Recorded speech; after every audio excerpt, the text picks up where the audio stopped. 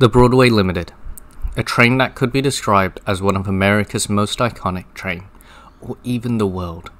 It truly was the flagship of luxury rail travel, and it was a symbol of the Pennsylvania Railroad's might and strength. It would also compete with the New York Central's 20th Century Limited. It truly was a great passenger train. I will try to encapsulate the Broadway Limited from 1912 to the end of the Pennsylvania Railroad in 1968. I will tell you all about its history and how to model it, while trying to showcase its power and prestige. Also, don't forget to subscribe as we do explore electrification on the East Coast and passenger trains across the world. Next week's episode, we will be discussing the very last of New York Central's electric locomotive fleet, and until the very end of the New York Central itself and its merger into Penn Central.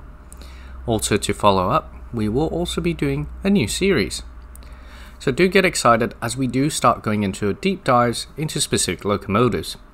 So I thought for doing something a bit different, we'd do something a bit different. We'll be going into a German pre-war locomotive, very first for this channel, as we explore Germany's fastest electric locomotive from 1938, the E19. So I do politely ask you to subscribe, or if you have subscribed, give this video a like. It does mean that the video just gets a bit better, and hopefully we can get a little bit bigger. So thank you, and we'll start the show. The Broadway Limited was born on November 14th, 1912, was renamed from its old name, the Pennsylvania Special. The Broadway Limited would travel from New York to Chicago, with stops on major cities on the way. The reason why it would be named Broadway would be referring to the Pennsylvania Railroad's broad right-of-way on most of its routes. While it was the crack train of the Pennsylvania Railroad at the time, it was far from legendary. It would use Pullman heavyweight sleeper cars with an observation platform while being pulled by a Pennsylvania Railroad E6 locomotive. This trip would take 20 hours, and it would be later reduced from 18 hours in 1932. The K4s would eventually be the main passenger steam locomotive for the Pennsylvania Railroad. As such, we'll be going further into them. The K4s were designed to be a total improvement over the previous E6 locomotive. It would have twice the tractive effort. In total, the K4s would have 350 made by Altoona Works, while having 75 made by Baldwin. The model I have on screen is a pre-war K4 made by Bachmann. However, other companies such as the appropriately named Broadway Limited and MTH have made their own versions of this iconic model in HO scale. In 1934, something happened. Streamliners and Art Deco started to appear. The race to create icons had begun. As such, the Pennsylvania Railroad would attempt to build or modify new streamliners for its crack passenger services. On February 1936, locomotive 3768 would be modified, donning a new shroud designed by famous industrial designer Raymond Loewy. The shroud would consume most of its functionality and would make maintenance difficult for its shop crews. The shrouds and covers would later be removed to make maintenance easier. However, what made 3768 extra unique was the addition of the 3-axle trucks instead of 2-axle trucks that were fitted to its tender. Now, this tender had also been given this streamliner treatment. As such, it looked quite unique compared to other K4 tenders. This locomotive would be the preferred engine for the Broadway Limited. As part of the Art Deco era was a restyling done by Raymond Loewy, who would streamline the cars of the Broadway Limited. This new set, the 1938 set of Pullman lightweights, also named the Fleet of Modernism, these cars would be near identical to the New York Central's 20th Century Limited, as they would be both built by Pullman Company. It was a styling and interior that made them so different. The Pullman lightweights would also be owned and crewed by Pullman. The Broadway Limited would be more conservative compared to the 20th Century Limited, aiming for an older crowd and as such an older wooden style finish. The Broadway Limited was a premium train, and that meant it had many amenities. For example, on the 1938 set, you had the ability to visit the onboard barber, have your clothes pressed, send or receive telegraphs, or receive baseball scores, and even have the bath on the train. An iconic car that would ingrain itself into our memories of the Broadway Limited was a View series of cars. These were sleeper observation cars with a heavier emphasis on sleeper. A set of 4 of these would be made for the 1938 set, and another 2 would be made for the 1949 set. These were the end cars for the Broadway Limited and other famous trains such as the Liberty Limited. These cars would also have the famous lit signboard on the end, saying Broadway Limited. The 1949 cars would replace the older 1938 cars, where they would be sent to the general. The Broadway Limited would receive some new equipment. The most famous of these was a new locomotive of the PERR, which had been called the GG1. These GG1 electric locomotives would now pull the train from the start of the electrified area from Pennsylvania Station to Harrisburg, the end of the electrified area, where they would be swapped for a steam locomotive at the time. However, a special single R1 class, or the competitor for the GG1 tender, would also be used to haul the Broadway Limited on its return journey from Harrisburg.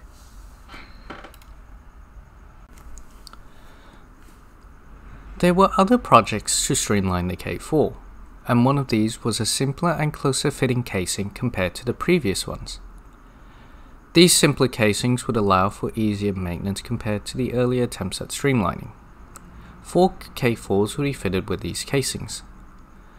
1120, 266-5 would be fitted in 1940, and in 1941, 3678 and 5337 were fitted. These trains could also be seen on the Broadway Limited and other crack passenger trains of the Pennsylvania Railroad. Later on, the duplex locomotives T1 class would be developed as a replacement for the K4s. These locomotives would be a 4-4-4 configuration, and they would be developed due to the larger trains, and that K4s would need to be double-headed to handle these larger trains. The cost for crew to crew these double headers would be very expensive, and the competition was using larger and more sophisticated locomotives such as the New York Central's Hudson, and other railroads using larger power such as Mountains or Northern locomotives. An example of this would be the GS series of locomotives or the MT series of locomotives used by the Southern Pacific. The duplex concept was to split the driving wheels into 2 separate sets, with its own cylinders and its own rods. The prototypes would first come out in 1942, while the first production T1s would roll out of Altoona Works on 1945, numbered 5500. The T1s would number 52 in its fleet, 50 production models and 2 prototype models. These were genuinely superpowered steam locomotive. Engine number 5012 would develop 5012 horsepower during its tests. However, issues with wheel slip and reliability caused them to have an infamous reputation. However, this was to be regarded as in 1948, the Pennsylvania Railroad Board would decide to dieselize all first-class trains. Due to this, T1s would be downgraded to a secondary service locomotive, and all would be scrapped by 1956. To replace the old steam locomotives on the Broadway Limited, EMD passenger diesels were bought. Purchasing the EMD E7 or in the Pennsylvania records as the EP20, the Pennsylvania Railroad way of naming locomotives was simple. E stood for EMD, P for passenger, and 20 stood for 2000 horsepower. The first EMD passenger trains would arrive on the scene in 1945, 5700A and 5701A. However, more would arrive starting in 1947, and the Pennsylvania Railroad would order 46A units and 14B units. These E units would now be the main source of power for the Broadway Limited. EMD E8 and EP22s would start to arrive in 1951 and would number 74 in total for its EMD fleet. However, In this order, there were no B units ordered, and as such, any B units that you see will always be EMD E7Bs on the Pennsylvania Railroad. The E8s would remain in service even into the Amtrak era. The E8s would also have an extra 250 horsepower compared to the previous E7s. Just after the Second World War, the Pennsylvania Railroad would update its consist for 1949. It would have these equipment built by three major coach building companies, Budd, Pullman, and ACF. These cars would serve the Broadway Limited and the Pennsylvania Railroad until the formation of Amtrak in 1971, where some of them would still be used in its early days of Amtrak. In October 1961, the formation would look like this: a BM 70 series railway post office / baggage car, the letter and in direction of travel, an Imperial Series 442 sleeper, a Rapids 10-6 sleeper, a Creek Series 12-4 sleeper, another Imperial Series, a Harbour Series 5-bedroom sleeper lounge, and this included a phone on board, a 68-seat full diner, a kitchen dormitory, Imperial Series 442 sleeper, another Rapids, Creek, Rapids, and another Rapids, and to cap it off, a View Series observation car. On December 13, 1967, the Broadway Limited would merge with the General, who would receive coaches for the first time. Under Penn Central, it would still be a decent-sized train, where it would feature 2 or more coaches, 2 lounges, a twin-unit diner, 4 sleepers, and it would still be better than other Penn Central services, which either had been outright cancelled or simplified. This formation would be changed from an all-sleeper service to a mixed train. The formation would show like this, and be pulled by an ABA set of EMD E units or a AAA set. While passenger trains had lowered their standards by the mid-60s, as mentioned in the Hiawatha videos, where the diner got converted to a buffeteria, where foods were not prepared on board and cooked to order, the Pennsylvania Railroad still aimed high. For example, in the description I have linked the menu for the 1965 Broadway Limited. An example of a dinner that you could be able to order would be an appetizer of tuna fish cocktail, broiled sirloin steak with onion rings while also having a baked potato with it, and to end the meal, you are served with vanilla ice cream with rum sauce. The choice of drink is rather simple, of either tea, coffee or milk. Perhaps this will show my age, but I'm personally surprised by the lack of sodas on the menu, as this is quite a massive staple in today's drink choices. A later 1967 consist would sound like this: a B60, Rapids, Creek, Imperial, Harbour Series 5-bedroom sleeper lounge with the phone, a 6-8 full diner, the kitchen dormitory, and 4 P85 reclining seat coaches, and a Rapids Series 10-6 sleeper. This would be the Broadway Limited's final form before entering Penn Central Railroad. The question we should ask ourselves is what remains of the Broadway Limited today. A surprising amount of it is either being rebuilt, built from the ground up, or preserved outright. A K4 locomotive is being rebuilt to hopefully run again, and T1 5550 is also being built from scratch to both beat the fastest steam record in the world while also being built as a way to preserve history. E7s and E8s are in preservation, while 2 Pennsylvania Railroad E8s are in operation condition. However, issues with them not having positive train control has barred them from running on the main line. In terms of carriages, many still survive in this day. 3 of the View Series sleeper observation cars are saved, with 1 being in the Railroad Museum of Pennsylvania. My thoughts on the Broadway Limited. It's quite simple. It's an epic train in all forms from its early days of the 1930s to the very end of the Pennsylvania Railroad.